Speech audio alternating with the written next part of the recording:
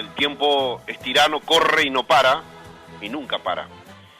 Con lo cual nos hace cada vez más viejos, pero ¿es la vejez un buen momento de la vida para ser sabios o uno repite en la vejez las estupideces que ha hecho siempre Lalo Portela, nuestro filósofo de cabecera? ¿Cómo andás? Mirá con qué pregunta te presento. Qué barbaridad, Ni. Bueno, yo creo que nosotros no somos viejos, como decía mi abuelo, estamos un poquito usados, pero de viejos no, digo, y bueno, uno va aprendiendo, va acumulando, va desechando si es lo suficientemente inteligente y se va quedando con las cosas que le sirven para formar su pensamiento, su carácter, su criterio y todo ese tipo de cosas, ¿no? Y bueno, siempre tenemos algo para consolarnos, sinceramente. Yo creo que sí. Además, cuando a mí me dicen, no, te estás poniendo viejo, digo, por suerte llegué. Es verdad, ¿no? Así que es una cosa que es importante. A veces, no sé si te pasa, Lalo, por lo menos a mí, 2 por 3 reflexiones, especialmente viendo crecer a mis hijos y tratando de darle un consejo. Yo, por supuesto, pienso al igual que Tagore, que los hijos son hijos de la vida, especialmente cuando se hacen adolescentes, ¿no? Es muy cierto. Que uno dice, qué lindo volver a tener esa edad con la experiencia que uno tiene hoy en la vida, ¿no? Hubiera sido, claro, si la vida viniera en borrador y después pusiera a pasarla en limpio, uno sería un fenómeno. ¿Cuántos pasos atrás nos hubiésemos dado, no? No, y ahí es donde entra gente como Sartre, que dice que el hombre siempre está forzado a elegir y que al elegir necesariamente debe desechar una de las opciones y de ahí surge la angustia. Y bueno, él era muy pesimista en ese tipo de cosas, pero no deja de tener razón en esto. Y bueno, y es un poco de lo que yo quería tocar en el día de hoy, porque a lo largo de todos estos programas, más de una vez en nuestras conversaciones vos me has preguntado o ha salido el tema o la duda, si se quiere, de por qué las personas actúan de determinada manera y, por ejemplo, por qué después de tanto que la filosofía de izquierda se ha demostrado fracasada en todos los lugares, en todos los tiempos donde se aplicó, matando y llevando a la ruina, porque además se habla de los muertos, pero no se habla de la cantidad de gente que arruinó este tipo de ideología a millones de personas. Hay personas, repito, que la siguen defendiendo y votando. También hemos dicho, y lo comprobamos día a día, que el resentimiento y la infelicidad son el sentimiento oficial de más de la mitad de los uruguayos. Y eso es lamentable porque condiciona el estado público de ánimo y de opinión. No solo de opinión, sino de ánimo, de forma de ser.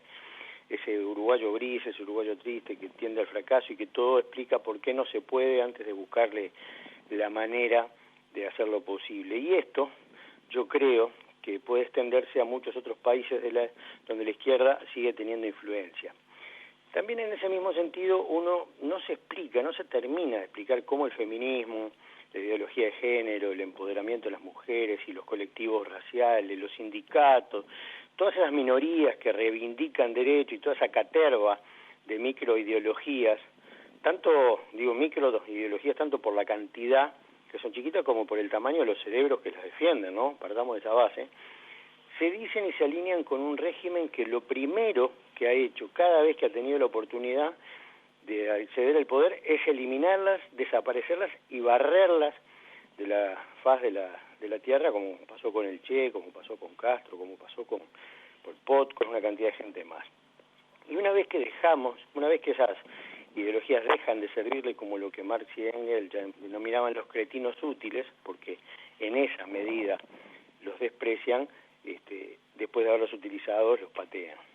Y finalmente, para no seguir dando ejemplos porque sobran, y tal vez porque una vez vos me tildaste de filósofo de cabecera, y lo decís, aunque yo insisto en la necesidad de que la filosofía sea como bolsillo de payaso, aquello de que sea profunda pero a la mano y que nos sirva para algo en el día a día.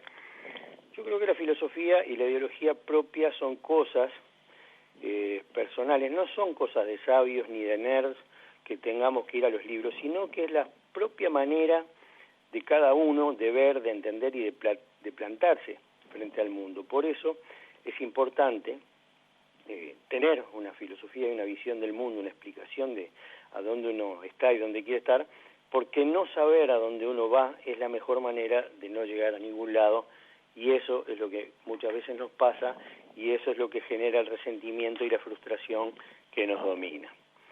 El problema es que cuando vos tenés que elegir un camino para llegar a algún lado, lo primero que tenés que hacer, si no sabés a dónde o cómo llegar, es pedir un mapa. Y el problema es que el mapa que nos han dado desde que somos chiquitos está plagado de información falsa, de errores exprofeso, como pasa hoy con la educación, como pasa con los libros, como pasa con los conceptos que nos van metiendo en la cabeza y que nosotros los incorporamos como ciertos, por aquello que decía Goebbels, que una mentira repetida 1000 veces se vuelve verdad.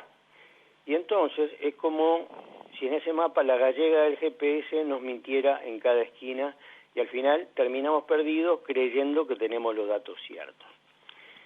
¿Por qué decía esto? Porque esto nos conduce al tema que quiero hablar, que es lo que yo le llamo las contradicciones vitales que nosotros tenemos, que es, tenemos un sistema de creencias que sin darnos cuenta nos conduce a lugares y a conclusiones cerradas y no nos deja saber dónde realmente estamos parados. Porque es eso, Lalo, un sistema de creencias, bien lo definiste vos, y como todo sistema de creencias es muy poco crítico y criticado además, y aquellos que nos animamos a criticarlo rápidamente nos llevan a la hoguera de los herejes, ¿no? Exactamente, y por eso haciendo uso de ese sistema institucionalizado de mentiras al que vos referís, y esto que yo estaba trayendo a colación, quería profundizar esto para que la gente reflexione y se empiece a dar cuenta con ejemplos tontos, si se quiere, dónde están las contradicciones de cosas que nosotros damos por sentadas y las damos como por absolutamente ciertas, ¿no? Entonces, durante toda la vida, mediante esa deconstrucción del lenguaje y de los conceptos, de la educación, por supuesto, que se ha convertido en adoctrinamiento, nos han inculcado conceptos errados que no nos conducen, mejor dicho, no nos conducen a la verdad o a la iluminación, sino que nos conducen al conflicto interior, a ese conflicto que nos hace infelices, a diferencia de otros países que cuando les inculcan los conceptos, los tipos empiezan a tener un norte y saben a dónde van porque saben que van a ser premiados o reconocidos o adhieren a un sistema de valores que es compartido. Y acá lo que nos pasa justamente es que esos conceptos cerrados nos conducen no solo al conflicto interior, a la inseguridad y a la culpa, sino que incluso a una suerte de esquizofrenia, porque nos inculcan cosas que nos sentimos obligados a perseguir cuando en realidad están mal, ¿no? La institucionalización de esos falsos valores van en contra de la naturaleza humana porque nos atacan en nuestro propio interior, en nuestras propias creencias naturales. Y eso especialmente es notorio en las doctrinas colectivistas e incluso en algunas religiones que penalizan el éxito y el desempeño personal, tanto como el éxito en la vida terrenal, incluyendo, por supuesto, el económico, y haciendo sentir la culpa por alcanzar la excelencia, no solo económica, sino personal, el destacarse, el ser diferente para mejor, y penalizan y hacen sentir culpa por despegarse de la mediocridad y por no ser iguales, porque persiguen la igualdad. Eso diferencia, por ejemplo, el catolicismo del protestantismo del norte, que premia el desempeño en la vida como un mérito para entrar al cielo, mientras que en el cristianismo católico, apostólico romano, ya en el Evangelio Jesús decía, antes pasará un camello por el ojo de una aguja que un rico entre al reino de los cielos. Pero no hace falta llegar al reino de los cielos. Para ser apreciado por la sociedad, está mal visto que seas emprendedor, que seas exitoso, que seas trabajador, que seas una cantidad de cosas. Y lo que está bueno es que vos seas igual en la mediocridad al otro, que no hagas la diferencia, que no quieras despegarte y que no salgas de ese promedio. Una autora que vos ya sabés que aprecio mucho, que es Ayn Rand, ha sabido plasmar esto claramente, y lo explica diciendo que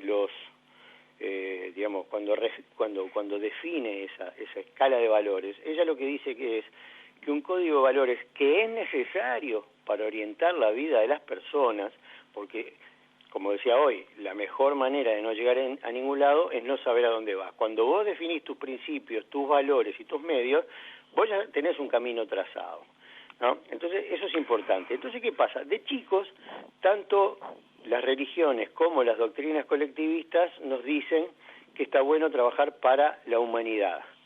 Pero resulta ser que la humanidad son todos menos vos, porque lo que vos hagas en bien de la humanidad o del colectivo está bueno y lo que hagas en favor de ti y de los tuyos está malo porque es egoísta. Y no existe nada más en contra de la naturaleza humana que eso. Y eso te genera un conflicto porque vos honestamente, íntimamente, no podés vivir sacrificándote para los demás y esperando que alguno actúe igual mientras sacrificás a los tuyos. Pongo un ejemplo tonto. Sacás a pasear a tu hijo con un amiguito. Se te escapan, van a cruzar la calle y un auto viene a toda velocidad y necesariamente va a matar a uno de los dos. Si vos salvás al hijo del amiguito, sos bárbaro porque salvaste al otro. Si vos salvás a tu hijo, sos un egoísta porque hiciste primar tu intención y tu egoísmo. ¿Eso está mal? Sí, qué imagen que pones, ¿eh? Pero es que... Yo te aporto a esto que estás diciendo, que estoy totalmente de acuerdo, con una de las grandes frases que otro filósofo de cabecera, más que filósofo, era un gran psicoanalista, Erich Fromm, sí, lo conoces vos, obviamente, actor, entre otros, del Miedo a la Libertad, Psicoanálisis de la Sociedad Contemporánea, bueno, grandes libros, ¿no? Él dice, la verdadera fortaleza de un ser humano está en el acto de dar, pero para dar primero debe ser fuerte él mismo. Exactamente.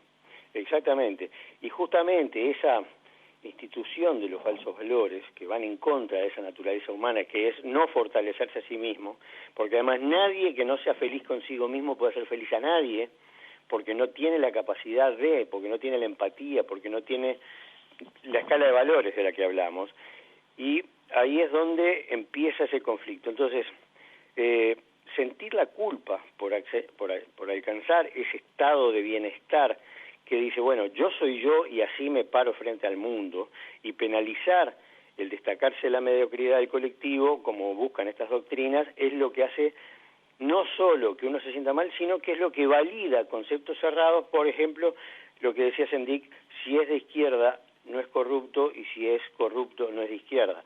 Y se toma como verdad porque se supone que la izquierda es altruista, es superior moralmente, es buena y está demostrado que no, que es una gran falacia. Entonces, en base a ese esquema o sistema institucionalizado de mentiras del cual tú tanto insistís, y me consta que la gente no termina de entender lo que le estás queriendo decir, porque lamentablemente como colectivo, no como individuos, que hay muchos individuos, muchísimos por suerte y cada vez más, que van entendiendo y que van liberando sus cabezas, ¿entienden? Pero el colectivo como masa de cretinos útiles que utiliza esta gente, no entienden estos conceptos porque han perdido ex profeso la capacidad de pensar porque en la escuela se la han robado.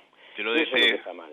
Te voy despidiendo hasta el miércoles que viene. Mucha gente me pide en tu caso, y bueno, en casi todos los casos, más tiempo. Insisto en lo que dije, creo que fue con Jorge Gandini ayer, este estado de situación 2020 es tan solo la base de la verdadera estructura que tendrá el programa, por lo menos lo más cerca a lo que yo quiero del programa, en el 2021. Tengan paciencia que el año que viene ustedes van a disfrutar con suficiente cantidad de tiempo de todos nuestros columnistas que pasarán a ser panelistas, integrantes ya en el mismísimo estudio central, el maravilloso estudio central de Radio Oriental. Te mando un abrazo, Lalo, y bueno, decirte que son, como siempre, muchos los mensajes. Segundos para decir una cosa más, Neri, solamente, sí, porque me parece importante, porque va también en esta línea. En los últimos días salió un comunicado de la izquierda diciendo, las plazas son nuestras y las calles también. Supongo que la mayoría de la audiencia la habrá visto. Eso está violando netamente el concepto de laicidad. Las calles no son de ellos, las plazas no son de ellos, son públicas. Es un espacio laico, es un espacio común, es un espacio del ciudadano. Permitir que alguien se abrogue el derecho a decir que las plazas son de ellos es ir directamente en contra de la libertad, es ir en contra de la sociedad, de la laicidad, y es ir en contra de la ley. El gobierno pusilánime debería estar actuando por esto. Entonces, por eso insisto en la necesidad de revisar cada palabra. Con esto termino y te pido disculpas por los segundos que te robé. Un abrazo. Te mando un abrazo. Eduardo Lalo Portela, nuestro Sócrates de cabecera, estuvo aquí con su Sin pelos en la lengua, la columna de cada miércoles.